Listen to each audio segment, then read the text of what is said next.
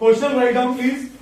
This is question number 8 और आप सबका एक डाउट है तो let's discuss this. Find the equations of straight line. क्या बोल रहा है? Find the equations. उसने वर्ड में बोल दिया इक्वेशंस, मतलब एक से ज्यादा पॉसिबिलिटीज है लाइन बनने की। Of straight line which cut off an intercept 5 from the y axis. Please understand, अगर ये मेरा बेटा xy एक्सिस है, ये अगर मेरा xy एक्सिस है, तो जो इंटरसेप्ट है ना, इंटरसेप्ट ओरिजिन से y एक्सिस पे, वो एक यहां बन सकती है विच इज प्राइमरली 0,5, और एक इंटरसेप्ट कहां बन सकती है? नीचे बन सकती है। कहानी समझ में आ रही है? कहते हैं ऐसी स्ट्रेट लाइन की इक्वेशन बनाओ which cut off an intercept 5, मतलब 5 की दूरी पे y एक्सिस पे कटे, और इंटरसेप्ट कहां से बनती है? ओरिजिन से। फिर and are equally inclined to the axis. ये क्या मतलब हुआ? Are equally inclined to the axis, इसका मतलब जो लाइन है ना, लाइन है वो जो इस पॉइंट से तो निकली वो इक्वली इंक्लाइंड है, मतलब ये एंगल कितना हुआ?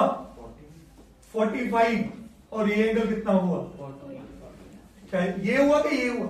ये वाला। क्योंकि वो इक्वली इंक्लाइंड उस तरफ था, दूसरी तरफ तो वो 45। क्वेश्चन क्या था? And are equally inclined to both the axis.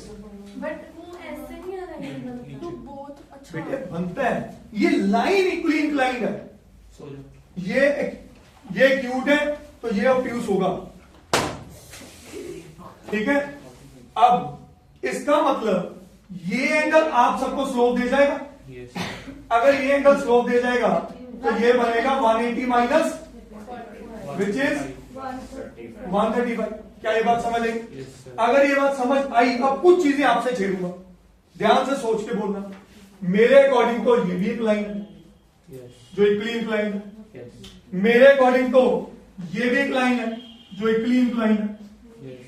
और मेरे अकॉर्डिंग तो ये भी एक लाइन है जो इक्वली इंक्लाइंड है। कहानी पल्ले पड़ी या नहीं पड़ी?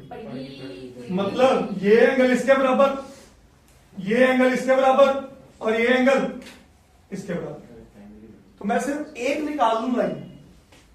यहां x पॉजिटिव y पॉजिटिव, यहां x नेगेटिव y पॉजिटिव, यहां दोनों नेगेटिव, और यहां और कितनी लाइन हुई? 4। और उसने पहली लाइन में हिंट दे दिया कि find the equations of the lines. तो 4 लाइंस हैं, तो मेरी कितनी इक्वेशंस बनेंगी बेटा? 4 इक्वेशंस बनेंगी। यस सर, ठीक है। अब एक बड़ी इंपॉर्टेंट बात, उसने इंटरसेप्ट बोला 5। इंटरसेप्ट 5 का मतलब -5 नहीं होगा। तो ये गलती इंटेंशनली मेरी तरफ से हुई कि आपको समझाने के लिए इसका मतलब, तो ये पार्ट भूल जाओ। क्या ये बात समझ आई या नहीं आई? उसने इंटरसेप्ट 5 है। क्या ये बात समझ आई? देखो मैं जानबूझ के गलती की ताकि आपको सोचने का नजरिया बता सकूं, बट आपको देखना है इंटरसेप्ट पॉजिटिव है या उसने ये नहीं बोला distance from origin is 5। Distance from origin 4 case, intercept 5 मतलब y का 5 पॉजिटिव साइड, बस बात खत्म। क्या बात समझ आई? तो कितनी ऐसी लाइंस हुई? 2 लाइंस हुई। तो मैं इस क्वेश्चन को रचिता सिर्फ एक लाइन से सॉल्व करूंगा। एक लाइन से सॉल्व करें, एक का x पॉजिटिव, एक का x नेगेटिव, खत्म हो गया केस। कहानी पकड़ में आई। अब अगर ये एंगल 45 है तो ये बन गया 135। तो अगर इसको नाम दे दूं, इसको O, A और B, तो मेरे को बताओ स्लोप ऑफ AB क्या बनी? tan of 135, and tan 135 is tan 180 minus, और which is -10, and which is, तो स्लोप ऑफ AB बनी -1। क्या ये बात समझ आई? और AB किस पॉइंट से पास कर रही है? 0,5।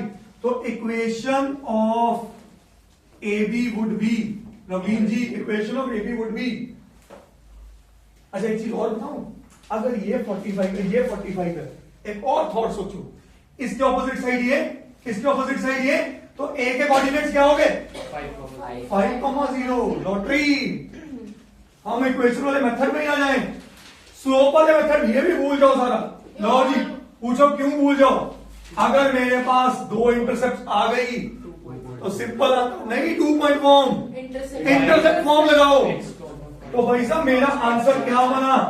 x upon a plus y upon b is equal to, इसका मतलब x plus y is equal to. क्या ये बात समझ आई? बोलो। अगर ये 45 इतना सोचना ही क्यों है? It is isosceles triangle. Isosceles का मतलब जो लेंथ ये वही लेंथ ये। और अब इधर आ जाओ, इधर आ जाओ। ये पॉइंट क्या बना मेरे पास?